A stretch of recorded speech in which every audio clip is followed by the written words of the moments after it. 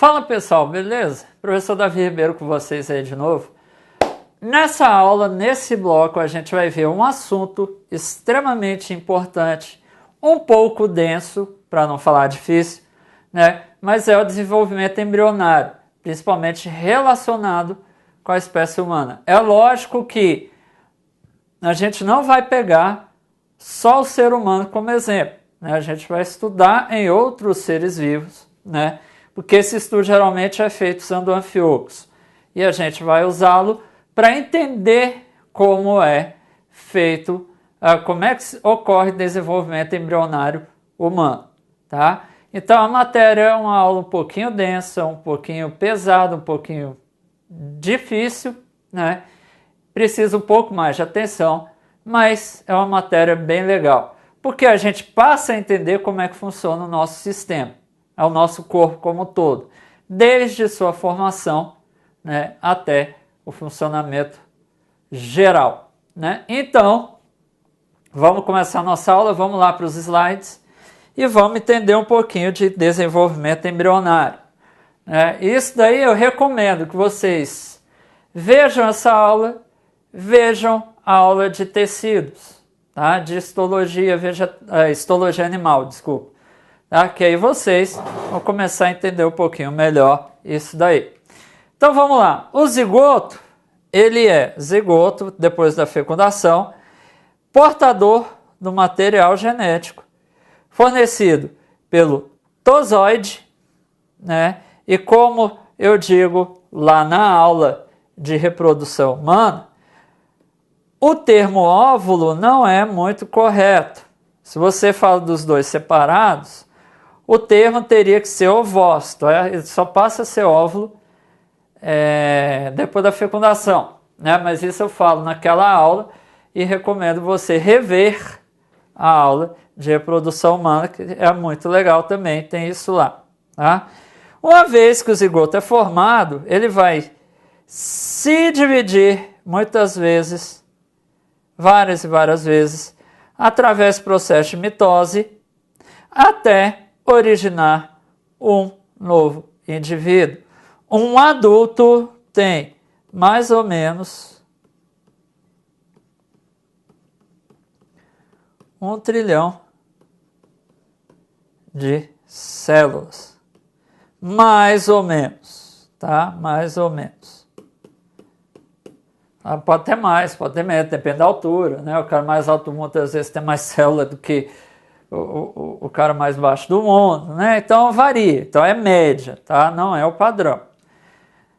Então todas as células que formam o corpo possuem o mesmo patrimônio genético que o zigoto. Ou seja, todas as células do nosso corpo saíram de um mesmo lugar, de um mesmo molde, tá? E por isso que patrimônio genético é igual. Professor, mas elucide-nos, por que a célula do olho é célula do olho, neurônio é neurônio, célula do sangue é do sangue, né? Elucide-nos aí. Porque essas células passam por um processo chamado de diferenciação celular, em que alguns genes são ativados e outros são desativados. Se eu pego o neurônio e pego uma célula do meu olho, lá da retina, geneticamente, a origem genética deles, o patrimônio genético é o mesmo? Mas as funções são as mesmas? Não. Eu tenho genes que estão ligados na célula da retina, que estão desligados no neurônio e vice-versa. Tá? Isso é o que a gente chama de diferenciação celular. Tá? Hoje em dia, a gente usa o termo célula-tronco. Tá? A gente usa esse termo célula-tronco para determinar essas células que ainda não se diferenciaram. Tudo bem, não é de todo errado usar isso daí, tá? Mas eu posso ter vários graus de imaturação, né? E cada grau recebe um nome. Ele tem o nome também de célula totipotente.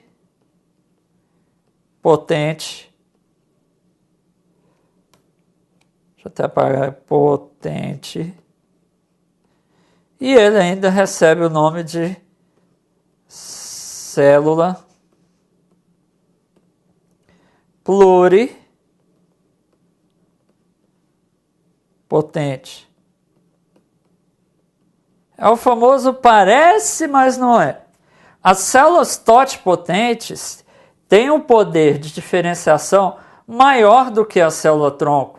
E a célula pluripotente ou multipotente está lá no meio das duas. Tá?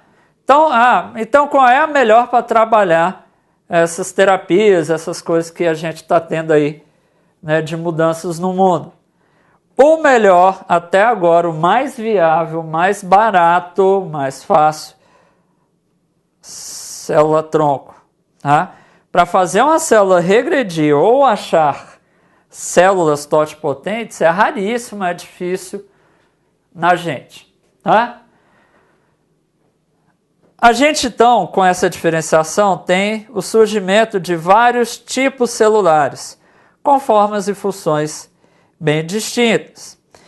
Células com a mesma função formam tecido. Os tecidos juntos formam os órgãos, e os órgãos formam os sistemas, que junta forma, o final, o organismo. Tá? Então a ordem é célula, tecido, órgão, sistema, organismo. Beleza? 3 fases no desenvolvimento embrionário: segmentação, gastrulação e organogênese. E a gente tem que saber um pouco de cada. Então vamos começar a saber um pouco de cada a partir de agora. Aqui é só um esquema de como é que é a evolução. Eu saio de um zigoto, que é a 2N, porque nós somos diploides. Aqui eu tenho várias células 2N. Diferenciou. Aqui no caso eu tenho 3 tecidos, epitelial, conjuntivo e muscular. Juntou isso aqui, eu tenho a formação, por exemplo, do estômago, do intestino delgado. Se eu junto esôfago, estômago, eu tenho o sistema digestório. Então a ordem é célula, tecido, órgãos, sistema e o indivíduo propriamente dito. Vamos falar então da segmentação. O que é segmentar? É dividir. Tá? Isso é a mesma coisa que isso. Só que na embriologia, a gente chama essa divisão de clivagem. Tá? E as células que se formam das clivagens são chamadas de blastômeros. Tá? E eu formo uma estrutura chamada blástula. Tá? Então eu vou formar uma estrutura chamada blástula. Se eu não me engano, eu vou ter no máximo 32 células. Passou disso aqui, ele muda de estágio. Tá? A diferença na quantidade do vitelo no ovo determina a diferença na segmentação. Quanto maior a quantidade de vitelo, menor a velocidade de divisão. Tá?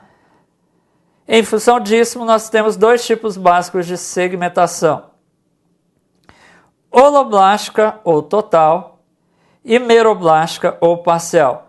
No caso nosso, nós vamos focar na holoblástica.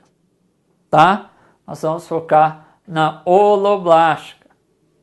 Por quê? É a nossa. Tá? É onde a gente está incluso. A meroblástica, por exemplo, galinha. Tá? Professor, nunca vi vitelo. Viu sim. Vi não. Viu sim. Vi não. Viu. E eu vou te mostrar agora que você viu vitelo. Tá? Quando você quebra o ovo, você tem lá dentro a clara e a gema. Quando a gente fala de vitelo, a gente está falando da gema do ovo. Tá? Então, a gema do ovo que a gente compra no mercado e come é vitelo. É lógico que o ovo de um avestruz tem mais vitelo do que o ovo de uma galinha, né? Mas, em relação à divisão, ambas as aves são meroblásticas, tá? Embora existam diferentes tipos de segmentação, holoblástica, meroplástica, total, parcial, né, aquela coisa toda, que tem as suas subdivisões, que não é o interesse da aula, já que aqui é específico do humano,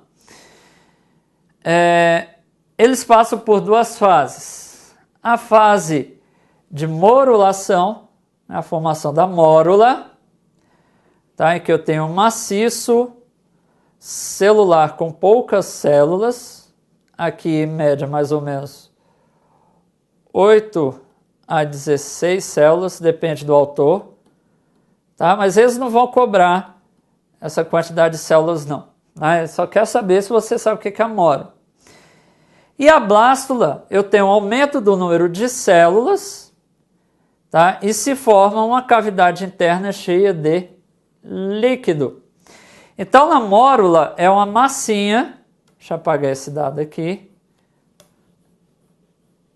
tá? A mórula é uma massinha de células, tá? 1, 2, 3, 4, 5, 6, 7, 8, vamos supor, tá?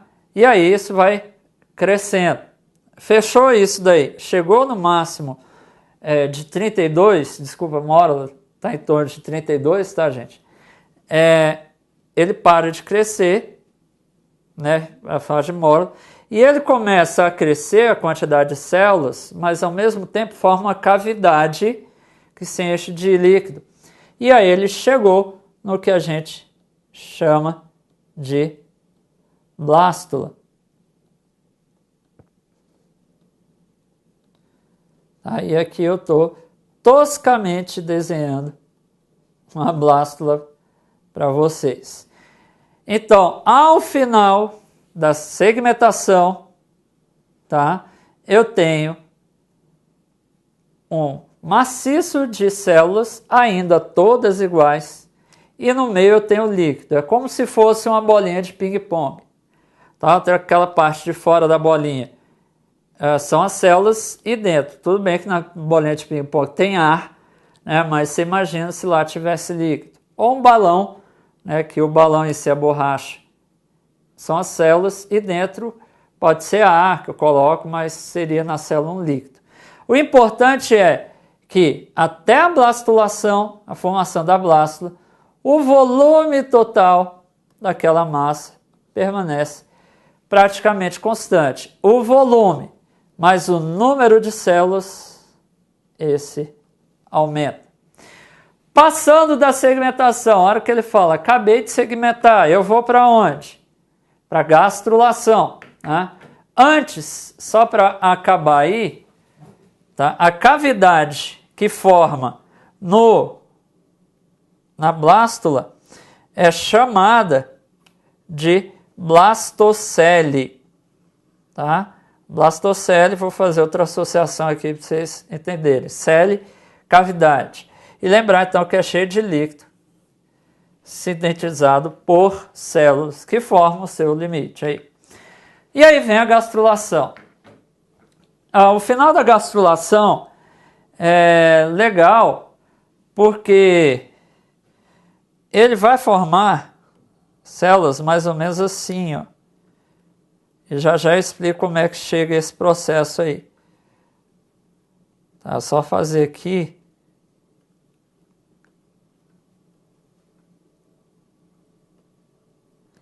Ou seja, ele vai formando um tipo de U, né, com essas células aí. É como se eu pegasse um balão e empurrasse com o dedo até chegar do outro lado. Aí o balão não pode estar muito cheio, né? Eu empurro, chegou do outro lado ali, eu formo a estrutura chamada gástrula, tá? Que é nada mais, nada menos do que essas camadas de célula empurrada. Lá na gastrulação eu tenho a formação dos folhetos germinativos ou folhetos embrionários. E esses folhetos que vão dar origem a todos os tecidos e órgãos dos adultos. No nosso caso, seres humanos, mamíferos, nós temos 3.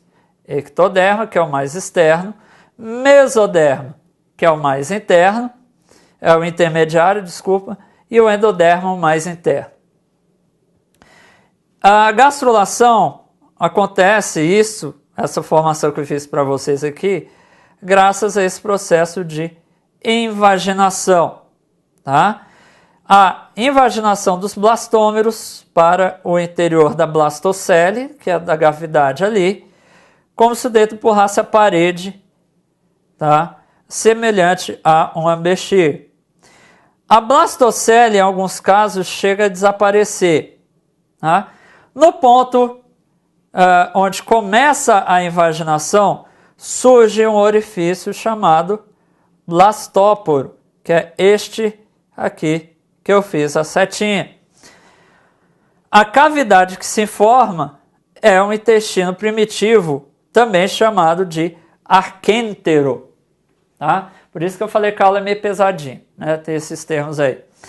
O blastóporo pode dar origem ou à boca ou ao ânus. Quando dá origem apenas à boca ou à boca e ao ânus ao mesmo tempo, a galera é chamada de protostômio. Quando esse blastóporo dá origem somente ao ânus, os animais são chamados de deuterostômios, é o nosso caso. Nós somos deuterostomados, tá? O ânus vem antes da boca. Tá? Mostrado aqui o processo de gastrulação, tá? E a formação da gástrula. Parece que tem um dedo empurrando aqui mesmo. Tá? O dedo começou a empurrar, né? E ele foi formando isso aqui. Você vê que a blastocele que restou é bem restrita. Tá? Chegamos na terceira e mais importante etapa do processo, que é aqui que o bicho vai pegar, né? Aqui que as coisas vão se definir, tá? Que é a organogênese. O nome já diz, origem dos órgãos, né? Organo, órgão, gênese, origem. É a terceira fase, e ela se caracteriza pela diferenciação de órgãos a partir dos folhetos embrionários. Tá? Depois eu vou mostrar o esquema da fase inicial da organogênese, que é a chamada de neurulação. Depois da neurulação, os folhetos vão continuar a se diferenciar, dando origem aos tecidos especializados do adulto. Então, até a gastrulação, as células ainda são totipotentes, né? São pluripotentes, em alguns casos já célula-tronco. Acabou a gastrulação quando começa a divisão, a diferenciação celular. Tá? O que vem da ectoderme? O tubo neural, que tem o canal neural. E aí você assiste a aula de cordados. Tá? O endoderme dá origem ao sistema, ao tubo digestório, né? Aí, esôfago, estômago, aquela coisa toda que você pode rever na aula de digestório. O mesoderme dá origem aos somitos e à notocorda. O que são somitos? Blocos de célula que estão dispostos na lateral no dorso do embrião. Tá? E a notocorda é uma estrutura maciça que está abaixo do tubo neural. A mesoderme, no nosso caso, vai dar origem a uma cavidade chamada de celoma, porque nós somos celomados. Então tá aí o exemplo, né, do que vai acontecer a divisão, a diferenciação, estou com divisão na cabeça, só a diferenciação até eu chegar na estrutura final da organogênese. O problema é gravidez, mulher ingeriu álcool, droga em excesso, essas coisas todas, ele vai atacar justamente aqui. Tá? Ele vai atacar justamente aqui e atrapalhar o desenvolvimento. Qualquer coisa que venha atrapalhar a organogênese vai provocar uma malformação. Tá? Principalmente agentes externos. Tá? Geneticamente aí o problema é outro. Tá? Mas aí eu tenho a formação do que aqui para frente vai dar origem aos tecidos, que a gente vai ver nesse quadrinho aqui. Tá? Que tecido varia de quê? Então vamos pegar os folhetos embrionários. Vamos pegar a ectoderme, que é a mais externa, tá? Que seria aqui, você vendo arquêntero nessa camada mais azulzinha, branquinha, tá? E aí eu tenho o mesoderme com a endoderme ali, com a endoderme, e quando eu começo a diferenciação, eu diferencio todos. Então, da ectoderme, da camada mais externa, eu tenho epiderme, que vai dar origem à pele, né, e derivados cutâneos, tá? Algumas glândulas, aquela coisa toda, e mucosa, tá? Glândulas mucosas, por exemplo, no nosso pulmão, no nosso nariz. Toda a estrutura do sistema nervoso e o epitélio de revestimento do nariz, ânus e boca. Tá? A bochecha, que você pega por dentro, né, quando você passa a língua, é tecido epiderme que vem da ectoderme. Se eu pego uma mesoderme, que será essa camada aqui em vermelho, tá? Da origem à derme, que é abaixo da epiderme, né? E aí eu já tenho várias estruturas. Vai dar origem aos músculos, vai dar origem à cartilagem, ossos e todos os tecidos conjuntivos. Além disso, dá origem ao sangue e ao tecido linfático. E dá origem aos órgãos do sistema genital e urinário. Então, provavelmente, hermafroditas, né? O problema foi na formação e na diferenciação lá na mesoderme, tá? Seguindo aí, na endoderme, que é essa camada mais interna aqui amarela, eu tenho o revestimento de todo o trato digestório, exceto boca e ânus, tá? O estômago, intestino delgado, intestino grosso, tá? Eu vou ter a formação fígado e pâncreas e vou ter a formação do sistema respiratório como todo, tá? Então esse quadrinho é legal você ter na mente. Quando eu falo de intervenções humanas na reprodução, e aí já indo para o fim dessa aula, eu tenho que lembrar do avanço tecnológico, né? E com esse avanço, o homem pode interferir no ciclo reprodutivo com o intuito de auxiliar a fecundação. Tá? Para casais que tenham problema de engravidar ou pessoas que desejam ter filhos, mas não podem, essas intervenções ajudam. Lógico, hoje em dia, né, eu tenho, por exemplo, uma mulher que quer ter produção independente, ela pode, porque hoje a gente tem técnicas para isso. Um casal homoafetivo feminino, elas querem ter um filho? Pode, né? Elas têm como hoje em dia ter filhos. Tá? Então essa evolução veio para isso. E aí a gente pode pegar duas técnicas que são legais, aprovadas, técnicas da Anvisa, tem tudo aí, que é o bebê de profeta.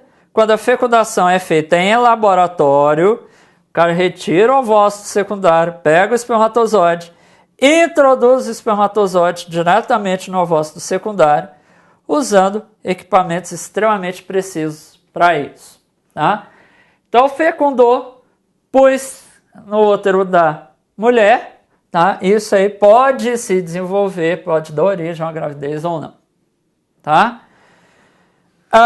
Tem alguns casos que às vezes, por exemplo, a pessoa descobre um câncer. E aí ela tem um sonho, a mulher tem o sonho de ser mãe, e ela não quer perder esse sonho. O que ela pode recorrer? Ao congelamento de embrião. Antes de se iniciar a quimioterapia, ela recolhe ovócitos secundários, pega espermatozoides do marido, fecunda, da mesma forma do bebê de proveta. Só que aí eles serão congelados por um tempo, ou para a futura gestação, ou hoje em dia a legislação já permite doação, tá? E aí pode ser doação para estudo, porque se tem células totipotentes ali, né, você já tem embrião desenvolvido. Pode ser doação para realmente um casal que não tem condições nenhuma, né, de ter filhos, ou o marido e a mulher são estéreis, né? Por exemplo, a mulher não tem os ovários, enfim, tá? E por aí vai. Isso a legislação permite, tá? É o congelamento de embrião, tem o tempo certo, tem toda uma legislação em cima disso aí. E a clonagem, que não se aplica a humanos, é proibido por lei, tá? Você clonar ser humano, também não ia ser interessante, né? Você ter 2, 3, 4 cópias suas, né? Ela pode ser realizada de duas maneiras: interferindo em processos naturais de reprodução ou trabalhando a partir de células somáticas, tá? Geralmente é usada as células somáticas, e a gente sempre lembra do caso da ovelha Dolly, né? E aí, se eu não me engano, tem uma fotinha para a gente achar. Qual é nesse caso aqui? Eu pego o ovócito, retiro o núcleo, tá? Pego uma célula somática que não tem a ver com reprodução, tiro o núcleo dessa célula somática e faço fundo esse núcleo com o ovócito secundário. Então o ovócito vai achar que depois dessa fusão ele foi fecundado e aí ele vai começar a se diferenciar, né, a formar o indivíduo. Tá? Então ele estimula a iniciar o desenvolvimento embrionário e aí o negócio vai embora. Tá aí o esquema, tá, de clonagem da ovelhinha Dolly, né, que todo mundo conhece. E depois tiveram vários clones, inclusive no Brasil. Tá? Pessoal, o que eu queria dizer para vocês de desenvolvimento embrionário era isso. Tá? Então eu já aviso, reveja essa aula que eu sei que vai ter dúvida. Se ainda tiver dúvida, manda pergunta lá no fórum, tá? Que eu respondo com o maior prazer, e procura outras fontes também, tá? Livros, de repente de embriologia, propriamente dito. Tá? No mais, um abraço e até a próxima aula.